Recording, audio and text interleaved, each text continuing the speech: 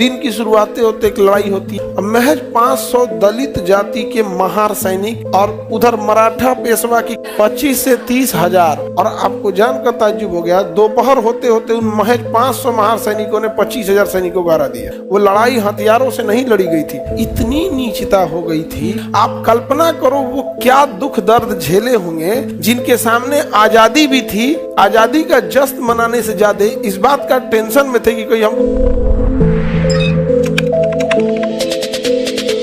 1 जनवरी 1818 को दिन की शुरुआत होते एक लड़ाई होती है भीमा कोरेगांव की। कौन सी लड़ाई? अब पेशवा की फौज होती है लगभग 25 से 30 हजार की। पेशवा की फौज कितनी होती है? बड़ी फौज है।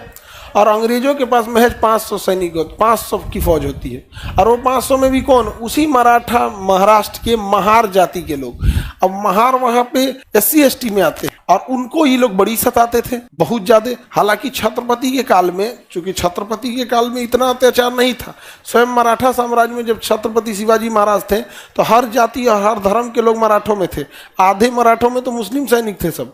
अच्छा, वो इधर में देखिएगा औरंगजेब के पास आधा तो राजपूत सैनिक थे कि नहीं थे? इवन शिवाजी को हराने के लिए किसे भेजा था? जय सिंह को। किसे भेजा? जय सिंह को। लेकिन जब छत्रपति का काल समाप्त हुआ, छत्रपति को संगोला की संधि के तहत तीसरे पेशवा ने पद को समाप्त कर दिया और वंशानुगत कर दिया। पेशवा महज 500 दलित जाति के महार सैनिक इधर से और उधर मराठा पेशवा के कितने सैनिक? 25 से 30 हजार। महाराष्ट्र में एक नदी है भीमा नदी। कौन सी नदी? भीमा नदी। उसके पास एक गांव था कोरेगांव। क्या नाम था? कोरेगांव।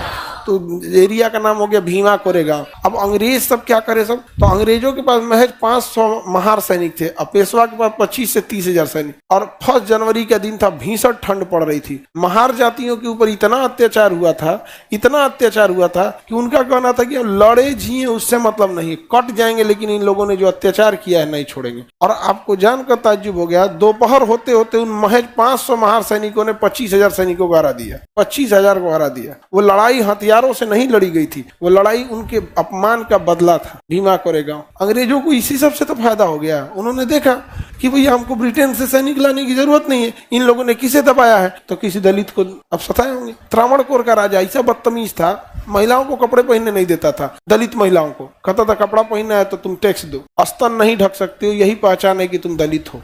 और इतनी नीचता की हद थी कि घर जब जाते थे लोग ना, टैक्स मान ले, मूला कर्म टैक्स था। तो जिस महिला का स्तन जितना बड़ा होता था उसको उतना टैक्स ज्यादा लेना होता था। स्तन छोटा है तो महिला को टैक्स कम देना होता। मूला कर्म नाम का उस टैक्स दिया गया था। नलिनी नाम की एक महिला थी जिसको जब टैक्स देने गया तो किसी को भी खराब लगेगा, उसने काट दिया स्तन को ही और उठा के दे दिया कि अब टैक्स से नहीं देना पड़ेगा। फिर मर गई। उसकी चिता को जब जलाया गया तो उसके पति ने उस चिता में कूद कर अपनी जान दे दी। पहली सती प्रथा यह पुरुष में देखी गई थी जो समाज के अत्याचार की वजह से हुआ था। अब बताओ अंग्रेज शासन करे तो ना करे, कैसे नहीं करे? अजीब हो जाता है। इतनी नीचता हो गई थी। ये क्या होता है आज के जमाने में भी? जाति धर्म ये सब समझ में नहीं आता है। अभी तो कोनो ब्लड मांगने आता है तो कुल जाति धर्म भुला जाता है। अस्पताल में डॉक्टर कौन जात का ही नहीं। और सबको देखिए, बाबा साहब की देखते हैं एक चीज ना कि उन्हीं के आदर्शों को भूल गए हैं। जो स्वयं बाबा साहब अम्बेडकर की बात करते हैं उन्हीं के आदर्शों को भूल गए। आपसे कोई नफरत कर रहा है तो आप उसके दिल को, नफरत को एक झटके में नहीं चेंज कर सकते हैं।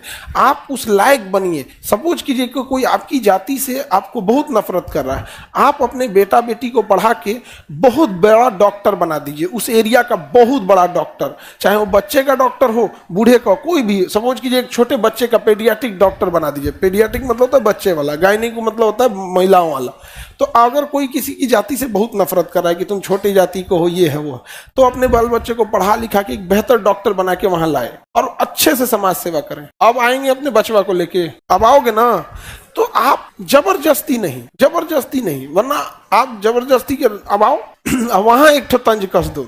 बच्चा आपका सीरियस है, आप अनुमति दे तो हम छू सकते हैं। हालांकि हमको तो आप लोग क्या मानते हैं अछूत। वो होता है एक साइलेंट तमाचा। नहीं समझ में आ गया? हालांकि कई बार ऐसा होता है कि आप एक ही से सबको नाप देते हैं। उस समय जिन्होंने गलतियां किया, उस समय की गलती की सजा आज भी हम देखते हैं। तो इतिहास जो पढ़ेंगे ना, आज कोई बड़े जाति का है, फॉरवर्ड जाति का, तो उसको लोग कहते हैं तोरा पूर्वज ऐसे किया। अरे भाई वो थोड़े किया, आपको जरूरी थोड़ा कि उसी का पूर्वज था। हाँ, अब सब जना को पूर्वज महाराणा प्रताप जैसे नहीं ना थे। अरे भाई किसी के तो जयचंद भी रहे होंगे। अब सबको जिनको नाम के आगे सिंह लिखा है, आप सबको महाराणा प्रताप नहीं ना समझ सकते भाई। वो जयचंद भी तो उसी में का था। तो कितना धोखा दिया पृथ्वीराज चौहान को। तो सामाजिक ताना बाना अजीब टाइप का हो गया है। और जब आप पढ़ाई लिखाई नहीं कीजिएगा, ये सब नहीं करेंगे, तब तो पीछे ही रह जाएंगे। नहीं समझे? महिला जो होती हैं लोग, आप महिला लोग को जब जॉब हो जाता है, तो महिला लोग को जिस दिन जॉब हो जाएगा उसी दिन ना, जो पुरुष बार बार कहते हैं महिलाओं को घर में रहना चाहिए, ये रहना चाहिए, तब महिला सब अगर जॉब हो गया, मान के चलो तुम एसपी बन गई और उसके बाद कहीं कुछ हत्याकांड हुआ, तब जाके कहो कि महिला है, हमसे एफआईआर लिखाइएगा कि यूँ कहिएगा कि हम जब आपका ट्रांसफर हो जाएगा तब लिखवाएंगे। या तो हम महिला हैं, एक्सेप्ट कर लीजिए कि हम जांच करेंगे और हत्यारों को हम सजा तक ले जाएंगे, और नहीं तो इंतजार कीजिए कि आप तो महिलाओं की पढ़ाई का विरोध किए थे, हमारा ट्रांसफर हो जाएगा तब। तो अपने आप को उस जगह पे ले जाया जाता है। नहीं समझे? ऐसा नहीं है कि अभी आप लोग को जो विद्यार्थी होता है, यंग पीढ़ी होती है, इनमें एक खराबी होती है, इमोशन बड़ी जल्दी होते हैं। ये देख लेंगे और चौत्रावणकोर में ऐसा हुआ था, बहुत गलत हुआ था। अरे गधों, अभी जो तुम्हारे सामने गलत हो रहा है उसको सुधार के दिखाओ ना। तुम बिहारी होने के नाते कितना गाली सुनना पड़ता है। कोई अच्छा काम करो जो हर लोगों को मिले। आज सिख लोगों को कोई बोल सकता है, तुम तो नहीं सिख को बोल के देखो, लोग 4 को सुनाएंगे, अरे यार ये लोगों ने तो भूखे को खाना खिलाते हैं। क्या 140 करोड़ लोगों को खाना खिलाए? नहीं, 140 करोड़ को नहीं ना खिलाए, लेकिन जो गया उनको श्रद्धा से खिलाए कि नहीं खिलाए? आज कोई कुछ बोल सकता है? जो सिख नहीं हुए वो भी सिख की लड़ाई लड़ता है। आप लड़ाई तभी जीतेंगे जब आपकी लड़ाई पूरा समाज लड़े। समाज आपकी लड़ाई कब लड़ेगा? जब आप समाज के लिए करेंगे तब। आप अपने लिए करेंगे तो अपनी लड़ाई भी खुद ही लड़ लो। नहीं समझे? आज देखिए, आज छत्रपति शिवाजी महाराज, हर राज्य का व्यक्ति उनको पूजनीय मानता है कि नहीं? हाँ, तो क्योंकि सबके लिए उन्होंने किया। महाराणा प्रताप, हर व्यक्ति उनका नाम शान से लेता है कि नहीं लेता है? जयचंद, सब गरियाता है कि नहीं गरियाता है? तो भाई आप जैसा काम करेंगे वैसे ही समाज आपके साथ रहेगा। तो अंग्रेज जो थे सब, उनको ये जो भारत की जातीय व्यवस्था थी वो अंग्रेजों को ईंधन का काम करती थी। और यकीन मानिए, जब लास्ट समय आया था आजादी का, और जब ये लगने लगा था द्वितीय विश्व युद्ध के समय की अब मतलब ज्यादा देर तक अंग्रेज गुलाम नहीं रह पाएंगे, तो छोटी जातियों के बीच एक डर का माहौल हो गया था कि अब लगता है हमको फिर सताया जाएगा। आप कल्पना करो वो क्या दुख दर्द झेले होंगे जिनके सामने आजादी भी थी। आजादी का जश्न मनाने से ज्यादा इस बात का टेंशन में थे कि कोई हमको फिर वही नहीं सताया जाए। तब समझाया गया कि नहीं, आपके लिए अब संविधान होगा, कोई आपसे ऐसे नहीं कर सकता है। यहाँ एक मिट्टी का घड़ा बांध दिया जाता था कि बात करते में अगर हल्का सा थूक वगैरह जाए तो जमीन पे न जाए। पीछे ना बोरा बांध दिया जाता था, या झाड़ू, बड़ा सा झाड़ू कमर में बांध के या बोरा के ऐसे जाए तो उसके निशान मिट जाए। और चप्पल नहीं पहन सकते हैं। कैसे जाना पड़ेगा? नंगे पैर तो बहुत बड़का चीज होता है, तो आदमी शौखों से नंगे पैर चल लेता है। त्रावणकोर में तो महिला को कपड़े पहनने नहीं दिया। आगे बढ़े। देखिए, इस सब चीजों को खत्म करने के लिए, जातिगत चीजों को खत्म करने के लिए आपको एक गहराई से सोचना पड़ेगा। वो कौन सा चीज है जिसपे अभी भी जाति, ऊंच नीच, धर्म का कोई लेना देना नहीं? पैसा। मजार पे भी चढ़ जाएगा, मंदिर पे भी चढ़ जाएगा। बड़ी जात को भी चाहिए, छोटी जात को, महिला को भी, पुरुष को भी, मराठी को भी, बिहारी को भी, सबको। इस चीज को समझो, जितना जल्दी समझ जाओ। समाज दिखावा करता है कि उसे पढ़े लिखे लोग पसंद है, एक्चुअल में दूसरों को अमीर पसंद है। अमीरों की इज्जत होती है, पैसा नहीं है तो किसी की भी इज्जत नहीं होगी। तुम तो पढ़े लिखे लोग हो, कौन सा इज्जत हो रहा है तुम्हारा? होगी नहीं? पढ़े लिखे हो जाता है इज्जत, लेकिन अभी नौकरी हो जाएगा तो क्या जी?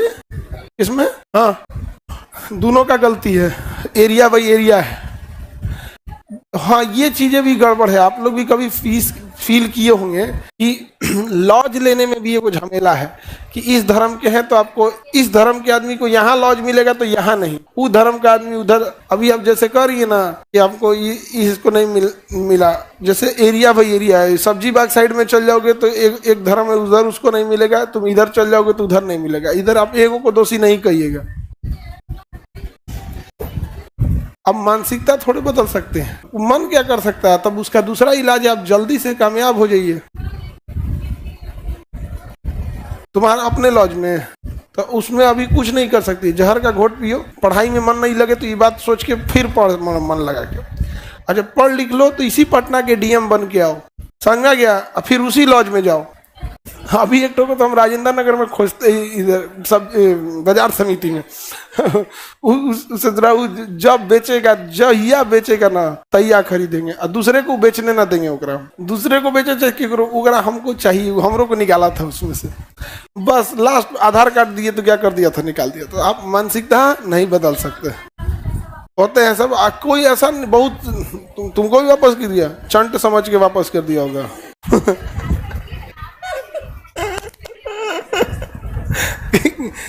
होता है, कभी कभी हो जाता है ये सब चीज। देखो इस सब से ना मेंटली इतना, इस सब चीजों से कभी मेंटली मत टूटिएगा, बल्कि मेहनत करके और जल्दी कामयाब होइएगा।